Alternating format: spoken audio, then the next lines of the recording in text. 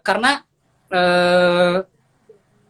untuk membuat dompet gendut itu maksudku gini Will ya, aman lah ya, maksudnya aman ketika Aman, terjadi betul. resesi kita juga tetap nggak panik nih, wah tetap masih ada dana cadangan yang bisa digunakan untuk sekian bulan. Nah, yang pertama adalah dari kalau teman-teman selama ini belum punya dana darurat, dari income gajinya bulanan itu sisihkan dulu untuk Dana minimal darurat teman-teman ya. punya pos dana darurat ya. Besarnya berapa? Kumpulkan sampai teman-teman dihitung. Tadi kan ada tugas untuk menghitung biaya hidupnya satu bulan berapa kan. Nah itu sampai 6 sampai 12 bulan atau satu tahun lah. Kalaupun satu tahun, Oke. ibaratnya satu tahun teman-teman tidak bekerja atau di PHK lalu belum dapat pekerjaan baru selama satu tahun, teman-teman tetap bisa melanjutkan hidup. Nah itu prinsipnya. Lalu yang kedua, setelah dana darurat terkumpul, barulah mulai untuk belajar berinvestasi. Ya, caranya adalah kayak kenali profil risikonya. Saya ini adalah orang yang suka tantangan atau orang yang cari aman. Yang penting nggak apa-apa deh, nggak untung banyak, Nggak tapi yang penting besar-besar. uang saya tumbuh gitu ya. Berarti teman-teman cocok di reksadana pasar uang gitu. Oh nggak apa-apa deh, saya butuh dana ini nanti buat 10 tahun lagi kok ya. Tapi saya juga nggak mau kalau udah turun nyangkut 5% aja saya udah panik, tidur nggak enak, makan juga nggak enak gitu. Itu kan juga nggak Ya, sehat ke mental kan ya. Artinya teman-teman ya cocoknya uh, di obligasi atau di apa yang sekian tahun kan, kalau kita beli ori itu kan harus sekian tahun nggak bisa diapa-apain gitu. Atau betul, betul. di deposito bank yang ada Deposito jangka bank. waktunya gitu. Ya. Kalau yang kayak suka tantangan banget ya berarti, ya, tapi saranku adalah jangan hanya menempatkan duitnya itu atau uangnya itu di satu instrumen aja. Misalkan karena wah nih Hmm. saham ini lagi bagus nih, ya semua dapat taruh 5 juta, 10 juta, lalu semua uangnya ditaruh di saham itu, lalu ketika terjadi resesi nanti misalkan hancur, ya Nah, teman-teman itu akan uangnya kehilangan akan semua uang susah teman-teman semua. ya. Tapi lakukan diversifikasi, dibagi mana yang mau diambil untuk dana S2. Misalkan saya mau S2 3 tahun lagi saya akan daftar S2 misalkan, berarti 3 tahun saya akan taruh uang saya di saham-saham blue chip Amerika ya. Saya punya beberapa Hmm. di saham Apple, Google yang menurut saya ini berhubungan Will. Di saat resesi ini kan saham-saham yang menurutku value value stock atau saham-saham bagus yang hari ini terdiskon besar kan. Ini adalah Nah, kesempatan bisa untuk beli harga murah.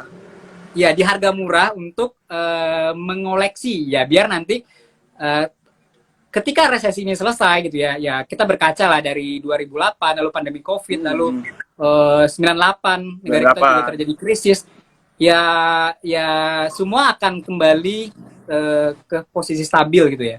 Nah dari dana-dana investasi itu ya teman-teman harus jeli juga untuk melihat kalau hari ini melihat emiten-emiten yang bagus, secara kinerjanya bagus, tapi terdiskon karena dampak-dampak resesi ini ya, Kita cobalah invest di untuk sana saja. berpikir untuk berinvestasi di emiten-emiten yang bagus itu gitu. Ya, yaitu kalau teman-teman juga sesuai dengan profil risikonya, tidak jangan mengambil keputusan berdasarkan omongan saya, omongan influencer, omongan orang lain gitu ya, tapi berdasarkan keputusan pribadi masing-masing sesuai dengan profil masing-masing gitu. Lalu ya yang terakhir adalah terus upgrade, gali skill apa yang terhebat dari teman-teman. Kalau selama ini pakai iPhone 13 Pro Max-nya hanya untuk selfie-selfie, itu sayang sekali. Teman-teman bisa ambil jasa editing video hanya pakai CapCut, itu teman-teman bisa ngambil, aku itu untuk video 5 menit itu 500.000. Itu kliennya tidak hanya Oke. di Indonesia, ada beberapa klienku di Hong Kong. Ya mungkin mereka lebih percaya kepada portofolio kita ya. Mungkin portofolio saya Hmm. selama ini di Instagram yang saya suka bagikan, jadi Posting. mereka melihat itu. Uh, jadi prinsipnya ini menyambung Will, di luangkan waktu untuk berkarya, lalu jangan takut untuk show off.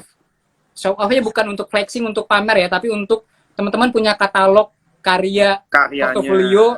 Kalau teman-teman suka bacot ya teman-teman punya voice over yang bisa didengarkan oleh orang. Wah ini bagus nih untuk Hmm. mengisi suara video saya ya. Kalau teman-teman suka nge-MC ya teman-teman punya beberapa video di Instagram yang dipin di profilnya untuk Di oh ini loh profile. ketika saya nge-MC di acara ini gitu ya. Nah ini menurut saya adalah ladang-ladang cuan baru yang harus di teman-teman optimasi untuk menambah keran pemasukannya selain gaji tetapnya ya. Ini jangan karena tadi cuan dari investasi lalu cuan dari ini lalu kerja utamanya yang selama ini posisinya sudah bagus lalu dilepas gitu. Bukan Ya, begitu juga. nah seperti itu. Tapi ini prinsipnya adalah menambah keran pemasukan baru gitu. Bukan menggantikan itu. Ini kan bisa diambil di akhir pekan daripada Sabtu Betul. Minggunya kita dipakai buat tidur, buat rebahan ya. Kenapa nggak mencoba untuk ngambil job-job yang ketika kita melakukan itu adalah sesuai dengan hobi kita. Pak Iwan Kamil itu bilang adalah pekerjaan yang paling indah itu adalah hobi yang dibayar ya. Kita bekerja tapi ngerasa nggak kerja, tapi ujung-ujung ada notifikasi dari SMS banking masuk ke rekening kita. Itu Betul. kebahagiaannya double-double daripada gaji bulanan gitu. Bekerja sesuai kemampuan dan juga passion mungkin ya. Sesuai Ya, yang dengan mungkin bakat. inline dengan kerjaannya di kantor selama ini, kalau akuntan misalkan ya, mungkin bisa jadi konsultan keuangan untuk startup dan konsultan keuangan untuk Ya, betul. perusahaan-perusahaan baru. Itu menurutku sangat jadi proaktif juga sih untuk menawarkan ya. Untuk menawarkan itu kan kita perlu amunisi ya, Will ya. Amunisi itu adalah Betul, portofolio itu tadi.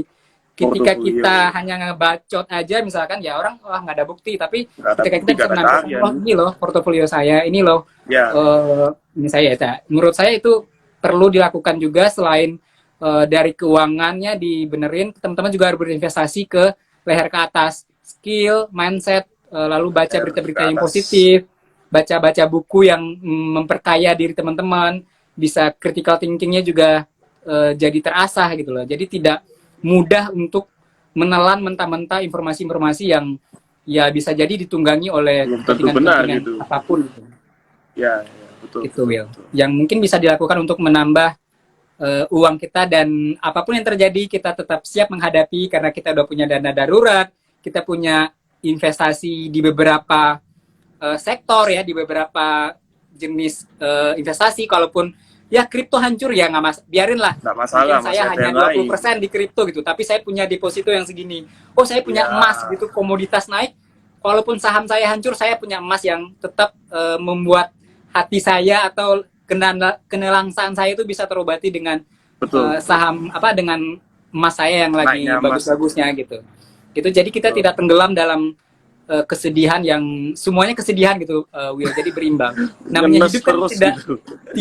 tidak untung terus ya. Hidup apapun bisnis kan tidak untung terus. Kita juga ada naik, ada turun gitu loh. Ada Tapi naik, ada turun.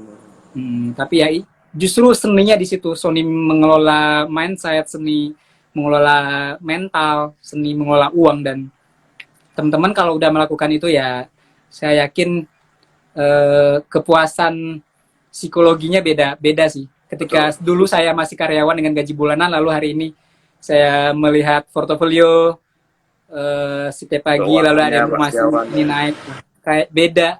Saya punya tujuan-tujuan dalam hidup saya itu jelas. Oh, hari ini ngecek portofolio, hari ini ngerjain project ini, hari ini ngisi kelas, hari ini berbagi ke teman-teman kayak gitu. Jadi ya boro-boro untuk mikirin kepanikan, kita malah mengisi hal-hal yang produktif yang untuk mengantarkan kita kepada tujuan-tujuan yang sudah kita buat sebelum-sebelumnya, yang seminggu lalu, 2 minggu yang lalu, hari ini, untuk besok gitu. Jadi nggak ada waktu tuh, Will, untuk membaca mikir yang berita-berita negatif nggak ada waktu untuk itu gitu. Jadi waktunya penuh diisi dengan yang produktif dan yang positif gitu. Mantap sekali, Pak. Luar biasa nih.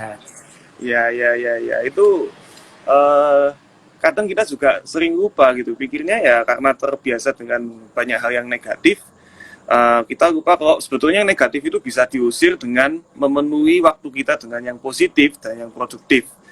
Nah, nggak kerasa nih Pak Setiawan, sudah jam 9 kurang 5 menit. Jam nah, ya.